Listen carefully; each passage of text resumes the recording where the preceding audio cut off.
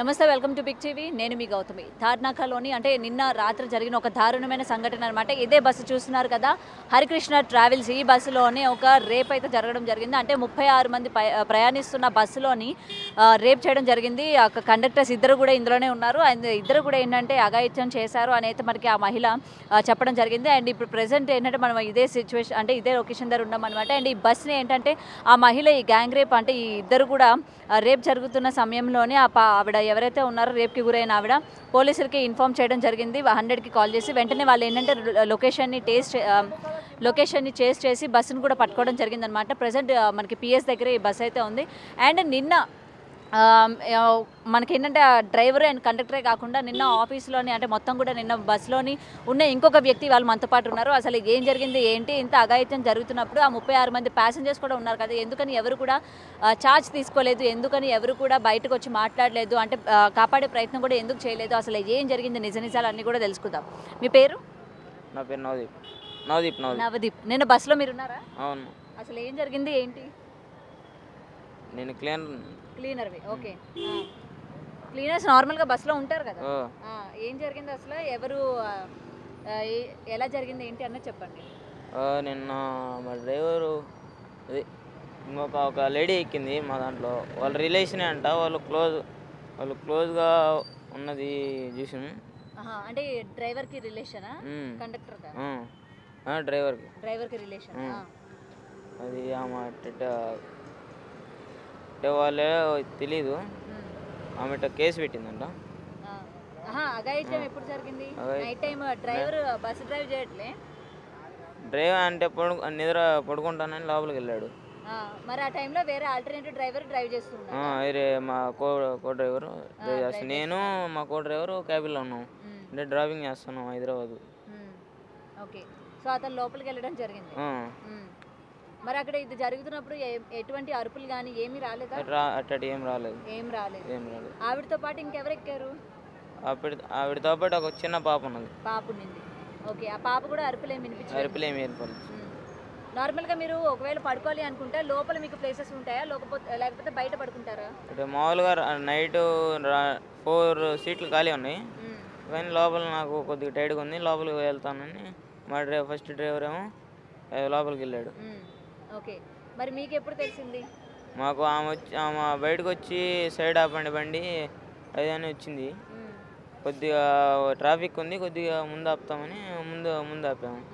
అప్పటికి 100కి కాల్ చేసినాము, ఇంకా సార్ వాళ్ళు వచ్చారు అని. ఇప్పుడు ఆమె బస్సు ఆపమని చెప్పినప్పుడు అసలు ఎందుకు ఆపమంటున్నారు ఏంటి అనే విషయాలు ఏం అడగలేదా మరి మీ కో డ్రైవర్? అడిగాడు. ఏం చెప్పింది ఆమె? ఆపండి అంటుంది అంతే. ఆపుతామమ్మా అని చెప్పి అంతే. ఆమె వచ్చి ఆయన మీ డ్రైవర్ రెడీ అయ్యి అని అడిగింది. ఓకే. అయితే వెంటనే పోలీసులు వచ్చారనమాట. మరి ఎవరైతే అతను ఉన్నాడో అతను ఇప్పుడు ఎక్కడ ఉన్నాడు? ఇద్దరు లోపల ఉన్నారు. ఇద్దరు దొరికేశారా? మా డ్రైవర్ ఏం తప్పలేదు, ఇంకా ఆయన ఫస్ట్ వెళ్ళిపోయిండు, ఆయన పట్టుకొని వచ్చారు మళ్ళీ. అంటే లోపల ఏం జరగలేదంటావా? ఏమో మనకైతే తెలియదు, నేనైతే చూడలే. ఓకే. నార్మల్గా అతను ఎప్పుడు ఎన్ని ఇయర్స్ నుంచి ఉన్నారు ఈ ట్రావెల్స్లో చూస్తూ ఉంటారు కదా, పొద్దున్న నుంచి మీరు కలిసి ట్రావెల్ చేస్తూ ఉంటారు కదా, ఎటువంటి వాళ్ళు? డ్రైవర్ అయినా కొత్త అయినా? ఓకే. కొత్త డ్రైవర్ అయినా. ఎన్ని నెలలు అయింది జాయిన్ అయ్యి? ఆయన నిన్నే ఫస్ట్ డ్యూటీ అయింది. ఇది ఇంకా ఫస్ట్ డ్యూటీ అయింది. సో ఈ లోపు ఇలా జరిగింది. ఓకే. మరి ఆయన రిలేటివ్స్కి ఎవరికైనా ఇన్ఫార్మ్ చేశారా? ఎవరికి తెలీదు. మీ దాంట్లోకి తీసుకునేటప్పుడు ఇన్ఫర్మేషన్స్ అవన్నీ తీసుకొని జాయిన్ చేసుకుంటారా? ఇప్పుడు ఒక వ్యక్తి మీ దగ్గర జాయిన్ అయినప్పుడు ఆయన పూర్తి వివరాలు తెలుసుకుంటారు కదా, మరి అలా తెలుసుకోలే ఆయన ఏంటి, ఎక్కడి నుంచి ఏంటి అన్న విషయం? ఆయన మా సైడ్ నుంచే. మీ సైడ్ అంటే ఎవరు? దొత్తులూరు. ఓకే. ఓకే. మరి ఆవిడ పరిస్థితి ఎలా ఉంది? మిమ్మల్ని బస్సు ఆపమన్నప్పుడు కానీ ఆవిడ బాగానే ఉండిందా? అంటే బాగానే ఉన్నది, బస్సు ఆపమన్నది అంతే. వచ్చి దేనికి ఇది అని అడిగితే బస్సు ఆపండి ఫస్ట్ మీరు అది అని ముందుకు ఆపుతాం మేడం అంటే, మీరు ఫస్ట్ ఆపండి అంటే ట్రాఫిక్లో ఆపేదానికి కుదరదని మేము కొద్దిగా ముందుకు వెళ్ళి ఆపాము. మరి పోలీసులు వచ్చిన తర్వాత అయినా అసలు ఏం జరిగింది ఏంటని మీరు పోలీసులను అడగలేదా? అదే ఇటు జరిగిందని ఆమె అటు చెప్పేది వాళ్ళకి, నన్ను ఇటు చేసింది చేసిండ్రు అని చెప్పి. ఓకే, అప్పుడు ప్రయాణికులు ఎంతమంది ఉన్నారు బస్సులోని? ఇప్పుడు 40 మంది ఉన్నారు. 40 మంది వరకు ఉన్నారు. ఓకే. సో ఇదండి, చూస్తున్నారు కదా, ఈయన చెప్పిన మాటల్లో ఏంటంటే మొత్తం 40 మంది ఆల్రెడీ ప్యాసింజర్స్. అండ్ ఎవరైతే ఆడ అమ్మాయి ఎక్కిందో ఆవిడికి అండ్ కండక్టర్ అంటే డ్రైవర్ ఎవరైతే ఉన్నారో ఆల్రెడీ బయట రిలేటివ్స్ అని అయితే చెప్పడం జరిగింది. తెలిసిన వ్యక్తి పైకి ఎక్కడం జరిగింది అని అయితే చెప్తున్నారు మనకి క్లీనర్ మాటల్లోనే. ఆల్రెడీ ఇద్దరు డ్రైవర్స్ ఉంటారని మనకు తెలుసు. అంటే కో డ్రైవర్ కూడా ఇందులోనే ఉంటారు. సగం దూరం ఒకరు డ్రైవ్ చేస్తూ ఉంటారు కదా. సో ఆయనకి నిద్ర వచ్చిన క్రమంలోనే లోపలికి వెళ్ళి పడుకుంటానని అయితే చెప్పడం జరిగింది. మరి లోపలికి వెళ్ళిన తర్వాత ఏం జరిగింది ఏంటన్న విషయం అయితే ఈ అత్యాచారం జరిగింది అని ఏదైతే చెప్తున్నారో దానికి సంబంధించి ఎటువంటి కేకలు కానీ లేకపోతే ఎటువంటి మాటలు కానీ ఏవి కూడా వినబడలేదు అని అయితే మనకి క్లీనర్ మాటల్లో వింటున్నాము. అండ్ 40 మంది ప్యాసింజర్స్ ఉన్నప్పుడు ఎటువంటి చిన్న అరుపులు అరిచినా సరే ప్యాసింజర్స్ అందరూ కూడా వెంటనే అలర్ట్ అవుతారు, అసలు ఏం జరుగుతుంది ఏంటి అని చెప్పి. లేదా ఒక డ్రైవర్ లోపలికి వచ్చి ఒక ఆడావిడ మీద చేసి హత్యా ప్రయత్నం చేస్తున్నప్పుడు, అత్యాచారానికి పాల్పడుతున్నప్పుడు కూడా చుట్టుపక్కల అంటే పక్క సీట్లు కూడా ఏంటంటే ఎంత డిస్టెన్స్ కూడా ఉంటుంది బస్సులోని.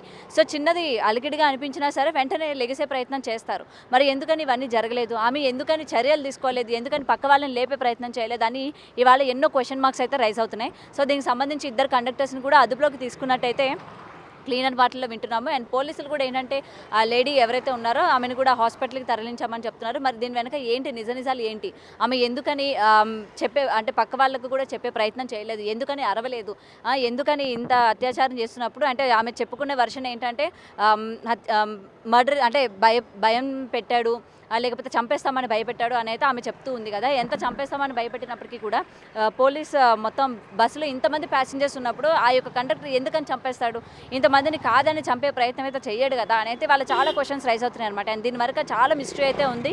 నిజంగా అత్యాచారం జరిగిందా జరగలేదా, లేకపోతే వీళ్ళిద్దరూ ఆల్రెడీ రిలేటివ్స్ అని అయితే చెప్తున్నారు కదా, లేకపోతే పాత కక్షలు ఏమైనా ఉన్నాయా దీని వెనక. సో ఇది ఏమైనా అదునుగా తీసుకొని ఆ లేడీ ఇతని మీద ఇటువంటి దుష్ప్రచారం చేస్తుందా, లేకపోతే నిజంగానే అత్యాచారం జరిగిందా అనేది ఇవాళ చాలా క్వశ్చన్స్ ఉన్నాయి.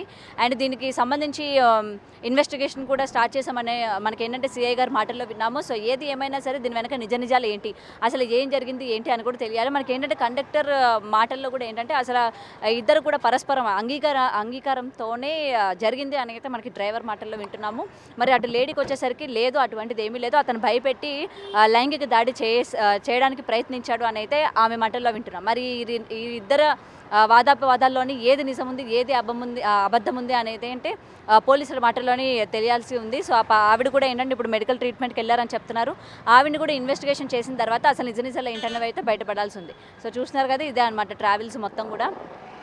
అండ్ చూస్తున్నాం ఒకే రోజు పలు చోట్ల ఏంటంటే ఇటువంటి గ్యాంగ్ రేప్ జరగడం కూడా చూసాము. అండ్ పొద్దున్నే వనస్థలిపురంలో కూడా ఇటువంటి సేమ్ గ్యాంగ్ రేపే జరిగింది. లేడీ పైన ఇద్దరు ఆమె ఏంటంటే ఒక రూమ్కి అయితే వెళ్ళడం జరిగింది. అక్కడే ఇద్దరు మగవాళ్ళు కూడా ఆమెను అత్యాచారం చేశారని తెల్లవారుజామున వచ్చైతే చెప్పడం జరిగింది. అండ్ వెంటనే ఆ ఇన్సిడెంట్ జరగక వెంటనే మనకి వెలుగులోకి ఇది కూడా రావడం జరిగింది అనమాట. ఈ ట్రావెల్స్లోని ఆ లేడీ పైన ఏంటంటే ఒక కో ప్యాసింజర్ పైన అత్యాచారం చేశారు అని చెప్పి బయటికి రావడం జరిగింది. సో ఏంటంటే ఒకేసారి 2 చోట్ల ఇటువంటి అత్యాచారాలు జరుగుతున్నాయని అయితే మనకి తెలుస్తుంది. అసలు ఏం జరుగుతుంది మొత్తం కూడా, ఎందుకని ఎవరు అప్రమత్తం అవ్వడం లేదు.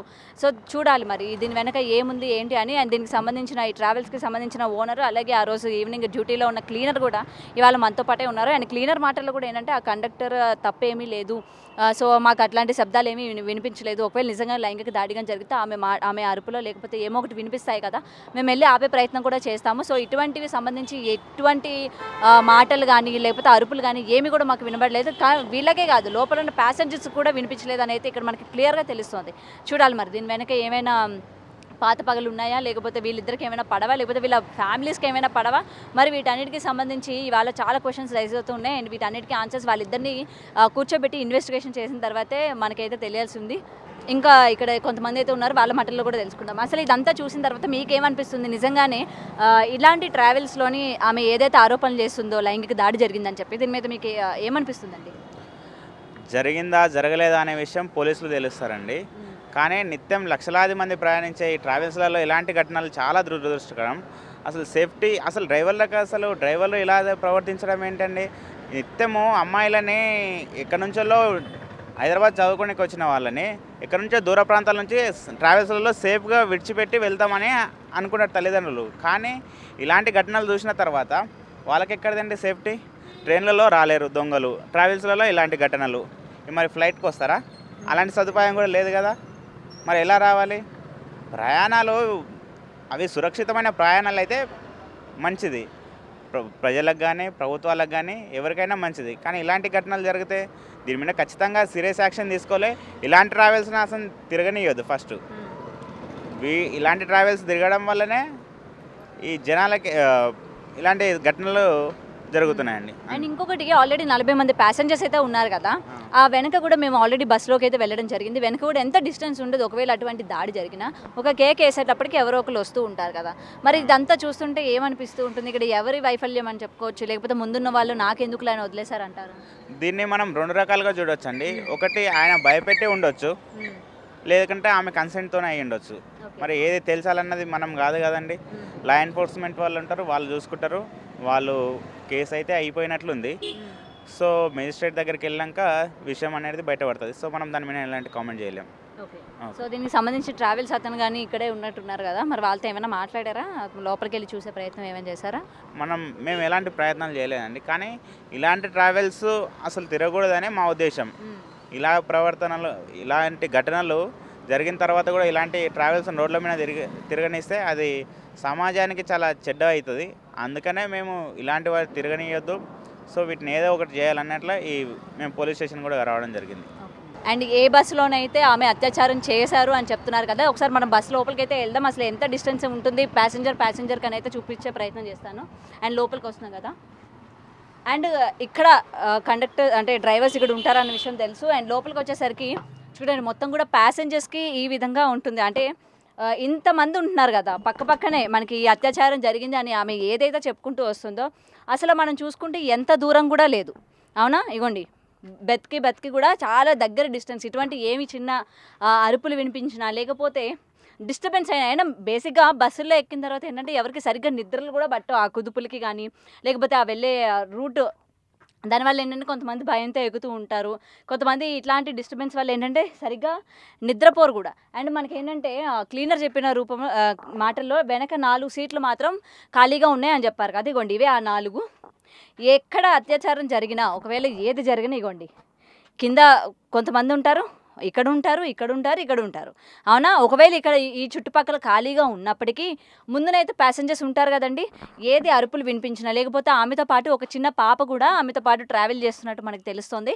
అండ్ ఆ పాప అయినా సరే అరవకుండా ఉంటుందా, చెప్పకుండా ఉంటుందా? ఒక తెలియని వ్యక్తి మమ్మీ పక్కన వచ్చారు, లేకపోతే మమ్మీని ఇట్లా చేస్తున్నాడు, మమ్మీ నా పక్కన ఉంటుంది, ఎవరో మనకు తెలియని వ్యక్తి వచ్చాడు, లేకపోతే ఇలాంటివి ఏదో చేస్తున్నాడు అని చెప్పి ఆమె ఒక కేక వేసినా ఇక్కడ వెంటనే వినిపించే ఛాన్సెస్ ఉన్నాయి, అవునా కదా? మరి ఇంతమంది ప్యాసింజర్స్ ఉన్న బస్సులోని, ఇంతమంది ఉన్న దాంట్లోని అత్యాచారం జరుగుతున్నప్పటికీ ఆమె ఏమంటారు, బెదిరించాడు, చంపేస్తాడు అని చెప్పి బెదిరించాడు అని అయితే ఆమె చెప్పుకొస్తూ ఉంది. అండ్ అది అయిన తర్వాత ఏంటంటే అందుకు ఆమె లొంగిపోవాల్సి వచ్చింది, అత్యాచారం చేశాడు. దాని తర్వాత నేనంటే పోలీసులకి ఇన్ఫామ్ చేశాను, 100కి డైల్ చేసిన వెంటనే పోలీసులు బస్ని చేసి దీన్ని పోలీస్ డిపార్ట్మెంట్ ముందునే ఉంచడం కూడా జరిగింది. అండ్ వాళ్ళిద్దరిని కూడా ఏమంటారు అరెస్ట్ చేయడం కూడా జరిగిందని అయితే చెప్పుకొస్తూ ఉన్నారు. అండ్ ఏంటంటే నేను ఊరికి అంటే మీరు అనుకోవచ్చు బస్సు ఎలా ఉంటుందో కూడా మాకు తెలియదు, దీన్ని కూడా చూపించాలని అనుకోవచ్చు. నేను ఏంటంటే అంటే ఆల్రెడీ 40 మెంబర్స్ ప్యాసింజర్స్ ఇందులో ఉన్నారు, ఈ బస్సులో కూడా ఎంత గ్యాప్ లేదు. ఇలాంటి దాంట్లోనే అత్యాచారం జరుగుతుంటే ప్యాసింజర్స్ ఎవరు కూడా అడగకుండా ఉంటారా అనేది వాళ్ళు ఇన్ని క్వశ్చన్ మార్క్స్ వస్తున్నాయి. సో చూస్తున్నారు కదా, లోపలంతా కూడా నేను మీకు చూపించాను ఏ విధంగా ఉంది, ఏంటి, అసలు ఎంత డిస్టెన్స్ ఉంది, మొత్తం కూడా చూపించే ప్రయత్నం అయితే చేశాం కదా. మరి దీన్ని బట్టి మీరే అనుకోండి, అసలు నిజానికి అత్యాచారం జరిగిందా జరగలేదా. అయితే దీనికి సంబంధించి ఆల్రెడీ క్లీనర్ చెప్పడం జరిగింది, మనకి ఆ డ్రైవర్ అంటే ఆ కండక్టర్ ఎవరైతే ఉన్నారో అతనికి ఈమెకి రిలేషన్ ఉంది. అంటే వాళ్ళిద్దరు కూడా రిలేటివ్స్, మామూలుగా ఫ్యామిలీస్ పరంగా తెలిసిన వ్యక్తులు అనేది చెప్పడం జరిగింది. మరి వీళ్ళకి గతంలో ఏమైనా గొడవలు ఉన్నాయా, లేకపోతే ఇద్దరికి సంబంధించి ఏమైనా ఒప్పందాలు జరగలేదా, అసలు ఏం జరిగింది, ఎందుకని ఇలాంటి ఒక ఎలిగేషన్ అతని మీద చేయాల్సి వచ్చింది. సో వీటన్నిటి గురించి ఏంటంటే తెలియాల్సి ఉంది.